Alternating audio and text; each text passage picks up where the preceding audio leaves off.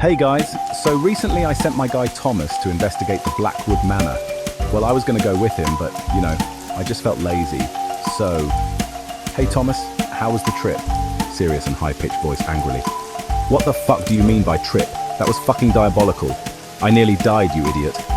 Now, it all happens, man. This is being a hunter. Okay then, I'll resign. Well, you can't really resign because I already gave you my blood. Plus, you don't have a life. Well, whatever. Don't fucking whatever me. You give me better techniques or I'm leaving. You got the report? Yes, I called Sebastian. He has it. He'll do the presentation. Okay, let's get to it. I'm calling Sebastian. Narrator. Hey everyone, I am Sebastian, your narrator for today. Hope you enjoy this tale of Blackwood Manor. I'm sure you've heard the news. Blackwood was a town forgotten by time. Once a bustling hub of activity, it now lay in ruins, a shadow of its former self. The streets, once filled with the laughter of children and the chatter of merchants, were now silent, echoing only the whispers of the past. It was nestled deep in the heart of nowhere, shrouded in an eerie silence. The fog that enveloped the town seemed almost alive, curling around the buildings like a ghostly shroud, hiding secrets that were better left forgotten. The trees stood like gnarled fingers against the grey sky, their twisted branches reaching out as if to grasp at the fleeting remnants of life. They were the silent sentinels of Blackwood, bearing witness to the passage of time and the decay that had set in. Their branches clawed at the crumbling stone walls of Blackwood Manor, a once grand estate that had fallen into disrepair. The manor's walls, now covered in ivy and moss, seemed to weep for the glory days that had long since passed. The manor loomed over the town, a constant reminder of what once was. Its imposing structure cast long shadows over the deserted streets, as if trying to reclaim the town under its dark influence. It was a spectre of decay and whispered secrets. The broken windows and peeling paint told stories of neglect and abandonment, of a place that had been left to rot.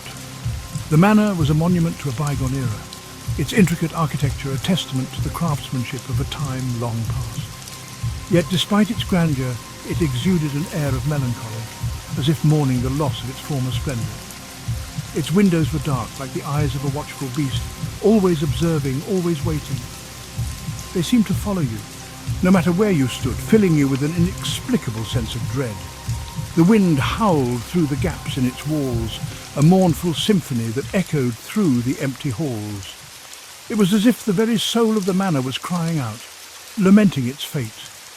It sounded like the mournful cries of lost souls trapped within the decaying walls, unable to find peace. The wind carried their sorrow, spreading it throughout the town, a constant reminder of the manor's dark history. The townsfolk avoided the manor, their fear palpable.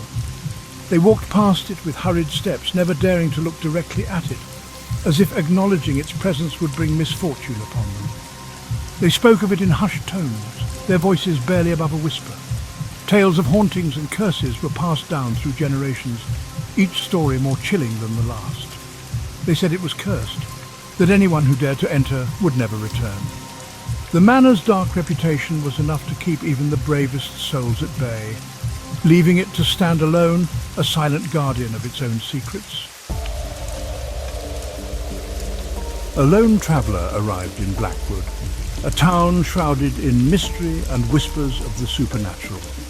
His name was Thomas, a writer drawn to the macabre, always seeking the eerie and the unexplained. He had spent years chasing stories that sent chills down the spine. He'd heard tales of Blackwood Manor, a place where shadows seemed to have a life of their own, and whispers of the past echoed through the halls. He was captivated by its sinister allure.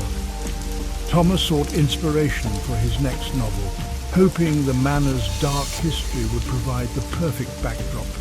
He wanted to touch the darkness that clung to the house, to feel the weight of its secrets and the chill of its haunted past. He stood before the rusted iron gates, their once grand appearance now marred by time and neglect.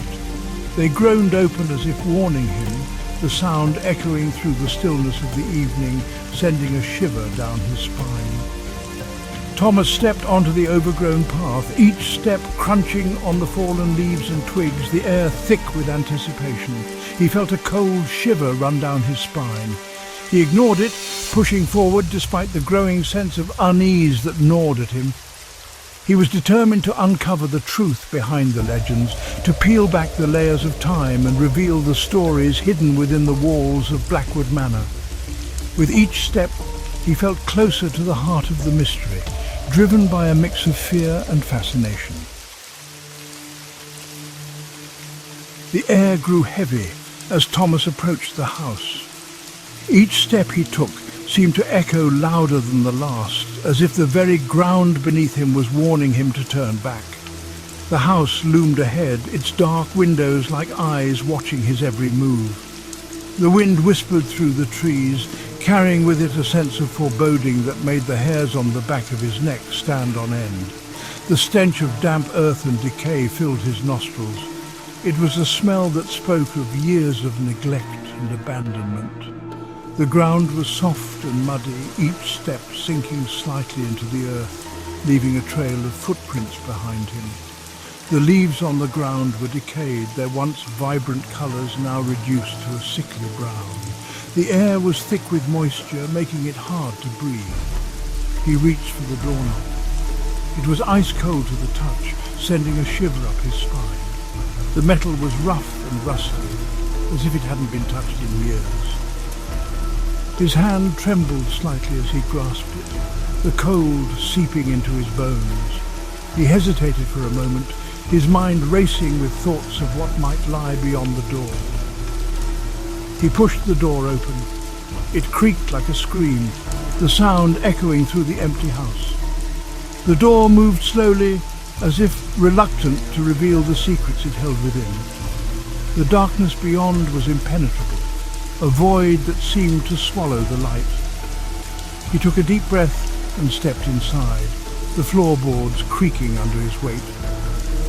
The house was shrouded in shadow. Silence hung heavy in the air, broken only by the distant sound of dripping water. The walls were covered in a thick layer of dust, and cobwebs hung from the ceiling like ghostly decorations. The air was stale, carrying the scent of mould and decay. Every corner seemed to hide a secret, every shadow a potential threat. The silence was broken only by the sound of his own breath. It was loud in the stillness, each inhale and exhale a reminder of his presence in this forsaken place. His heart pounded in his chest, the sound almost deafening in the quiet. He could feel the weight of the house pressing down on him, as if it were alive and aware of his intrusion. Each step echoed through the emptiness. It was like the house itself was inhaling his presence. The sound bounced off the walls, creating an eerie symphony of creaks and groans. He moved slowly, each step deliberate and cautious. The floorboards protested under his weight, adding to the cacophony of sounds. He felt as if he were being watched, the eyes of the house following his every move. Thomas wandered through the decaying grandeur. He saw faded portraits on the walls. Their eyes seemed to follow him. He heard whispers. They seemed to emanate from the very walls themselves. He paused, listening intently. A cold spot settled in the pit of his stomach. The whispers faded into silence. He was left with an unsettling feeling. He was being watched. Days turned into nights. Thomas delved deeper into the manor. He discovered hidden rooms and secret passages. He started to experience strange phenomena. Objects moved inexplicably. He saw fleeting glimpses of figures in the shadows. One night he stumbled upon a dusty mirror. In its reflection he saw a horrifying scene. A shadowy figure stood behind him. Its eyes glowed with a malevolent light. He spun around. There was nothing there, but the image was burned into his mind. Thomas discovered a hidden compartment in the library. Inside, he found a leather-bound diary. Its pages were filled with frantic scribblings. It belonged to Emily Blackwood, a former resident of the manor. Her words painted a chilling picture of the past. Emily wrote of strange occurrences, whispers and shadows. Her words spoke of a growing darkness that consumed her family. Her diary entries ended abruptly. They left Thomas with a sense of dread. Something terrible had happened within these walls. Section 7. The Blackwood Tragedy. Thomas pieced together the history of Blackwood Manor. He learned of a family torn apart by greed and madness. The Blackwood family had made a fortune through dark rituals. They had summoned something sinister. It demanded a terrible price. One by one, the Blackwoods were driven to madness and death. Their souls became trapped within the manor walls. Their torment fueled the darkness that permeated the house. Section 8. Face to Face. The air grew heavy with dread. Thomas could feel a presence. It was growing stronger. It was drawn to his fear. He found himself drawn to the manor's old nursery. The whispers were loudest here. A rocking horse swayed gently despite the stillness of the room. An unnatural chill emanated from the old crib in the corner. A figure coalesced from the shadows. It was Emily Blackwood. Her eyes were filled with a terrifying emptiness. Section 9. Trapped. Emily reached out towards Thomas. Her touch was icy cold. He stumbled back in terror. He knew he had to escape.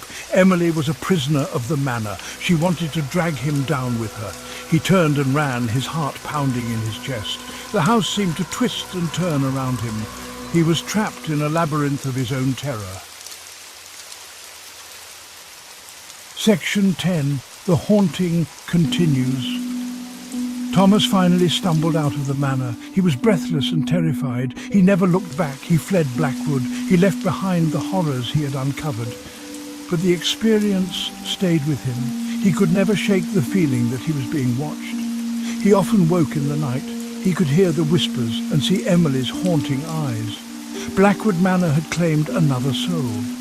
Its haunting continued.